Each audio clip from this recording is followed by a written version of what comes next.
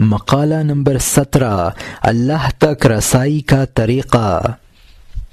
حضرت نور اللہ مرقدہ نے فرمایا، اللہ تک تمہاری رسائی اور قرب الہی کی منزل پانا محض اسی کی توفیق سے ہے۔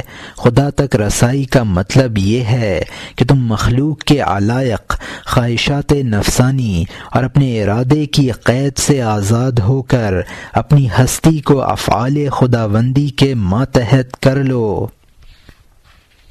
یہاں تک کہ تمہاری کوئی حرکت اور کوئی فعل اس کے فعل اور ارادے سے الگ نہ ہو۔ اور فنائیت کی یہی منزل خدا تک رسائی ہے، یا لیکن نعوذ باللہ خدا تک رسائی کسی طرح بھی دنیا والوں تک رسائی کے مماثل نہیں ہے، کیونکہ کائنات کی کوئی شے خدا کی مثل نہیں۔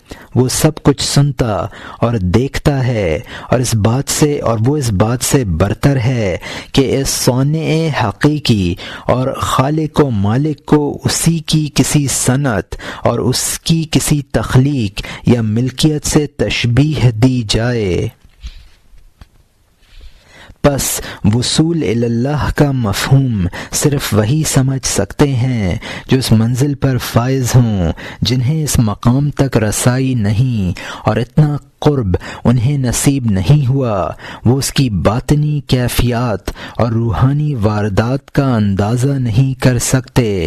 اور جو لوگ خدا تک رسائی کی منزل پر پہنچ گئے ہیں، وہ قرب الہی کے رتبے میں ایک دوسرے سے مختلف درجوں میں ہیں۔ اسی طرح انبیاء و اولیاء کے ساتھ خداوند کریم کے معاملات جدا گانہ ہیں کہ کسی ایک کے راز خدا کے سوا دوسرا نہیں جانتا، یہاں تک کہ عالم روحانیت میں ایسا بھی ہوتا ہے کہ مرید کے رموز سے اس کے شیخ کو اطلاع نہیں ہوتی، اور شیخ کے اسرار سے مرید واقف نہیں ہوتا، اگرچہ وہ باطنی ارتقاء کے اعتبار سے مقام شیخ کی دہلیز تک پہنچ جاتا ہے۔ مرید جب شیخ کی حالت و کیفیت اور اس کے مقامات تک رسائی حاصل کر لے تو خدا تعالی اسے شیخ سے جدا کر لیتا ہے اور اسے اپنی ولایت میں لے کر سب مخلوق سے الگ کر لیتا ہے۔ شیخ کی کیفیت وہ ہو جاتی ہے جو دودھ پلانے والی دایا کی 2 سال کے بعد دودھ چھڑانے پر ہو جاتی ہے۔ جب خواہش اور ارادہ شکست نہ ہو جائیں، اس مقصد کے لیے شیخ کی ضرورت ہوتی ہے۔ جب خواہشات اور ارادے زائل ہو جائیں تو مخلوق میں سے کسی کی حاجت نہیں رہتی۔ جب مرید کھوٹ اور نقصان سے ماورا ہو گیا تو حق تک رسا ہو گیا، جیسا بیان کیا جا چکا ہے، پھر وہ خدا کے سوا ہر چیز سے ہمیشہ کے لیے مامون ہو گیا، پھر اسے سود و زیاں، عطا و منع اور خوف و امید کے عالم میں خدا کے سوا کوئی ہستی نظر نہیں آئے گی۔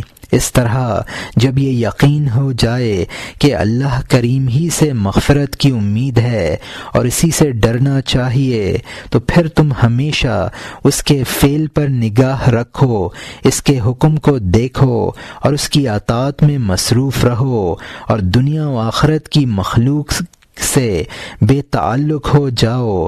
تمام خلقت کو اس آدمی کی طرح عاجز سمجھو جسے ایک عظیم سلطنت، سخت حکم، روب و دبدبہ والا بادشاہ گرفتار کر کے اس کی گردن میں طوق اور پاؤں میں بیڑیاں پہنا دے، پھر اسے درخت کے ساتھ پھانسی پر لٹکا دے، اور وہ درخت کے مواج چوڑے، گہرے اور تیز دریا کے کنارے واقع ہو۔ وہ درخت ایک مواج چوڑے، گہرے اور تیز دریا کے کنارے واقع ہو۔ پھر بادشاہ ایسے تخت پر بیٹھ جائے جو بہت بڑا اور اونچا ہو اور اس تک پہنچنا بہت مشکل ہو۔ بادشاہ کے پہلو میں تیر، نیزے، کمانیں بڑی تعداد میں پڑی ہوں، جن کی تعداد صرف بادشاہ ہی جانتا ہو۔ بادشاہ پھانسی پر لٹکے ہوئے شخص پر جس ہتھیار کو چاہے پھینک مارے، ایسے میں کیا کوئی آدمی ایسا بھی ہو سکتا ہے جو اس حال کو دیکھے اور بادشاہ سے منہ موڑ لے؟ اس سے نہ ڈرے اور نہ امید رکھے، بلکہ سولی چڑھے ہوئے آدمی سے ڈرے اور اسی سے امید رکھے۔ کیا یہ خیال رکھنے والا فاتر العقل، دیوانہ، حیوان اور انسانیت سے خارج نہیں کہلائے گا؟ خدا تعالی ہمیں بینائی کے بعد کور چشمی سے، وصل کے بعد فراق سے، قرب کے بعد بعد سے، ہدایت کے بعد گمراہی اور ضلالت سے، اور ایمان کے بعد کفر سے بچائے۔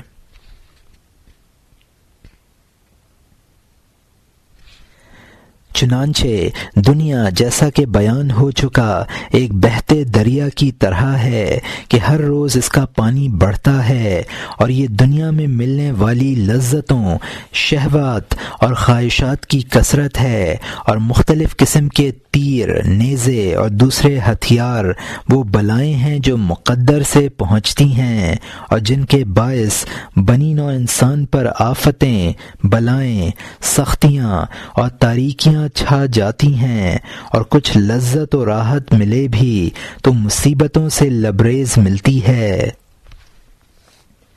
چنانچہ مومن کی عقل مندی اسی سے مترشح ہوتی ہے کہ دنیاوی لذتوں اور عیش و آرام کے بجائے آخرت کو پسند کرے۔ حضور سرور کائنات علیہ السلام والصلاۃ فرماتے ہیں، آخرت کے آرام کے مقابلے میں کوئی عیش نہیں، اور یہ خاص مومن کے لیے ہے۔ ایک اور مقام پر فرمایا، دنیا اہل ایمان کے لیے قید خانہ ہے اور اہل کفر کے لیے جنت۔ ایک اور حدیث پاک میں ہے کہ پرہیزگاروں کے منہ میں لگام دی گئی ہے۔ ان احادیث و مشاہدات کے پیش نظر دنیا کی اچھی زندگی کی خواہش کون کر سکتا ہے؟ کیونکہ حقیقی مسرت اور دائمی راحت اسی میں ہے کہ انسان خلقت سے بچ کر خدا کے در پر آ جائے، اسی کی اطاعت کرے، اس کے سامنے اپنے عجز کا مظاہرہ کرے، اور جب تک دنیا کے بندھن سے آزاد نہ ہو جائے گا، خدا کی طرف سے الطاف و انعام، راحت، رحمت اور بہتری حاصل نہ کر سکے گا۔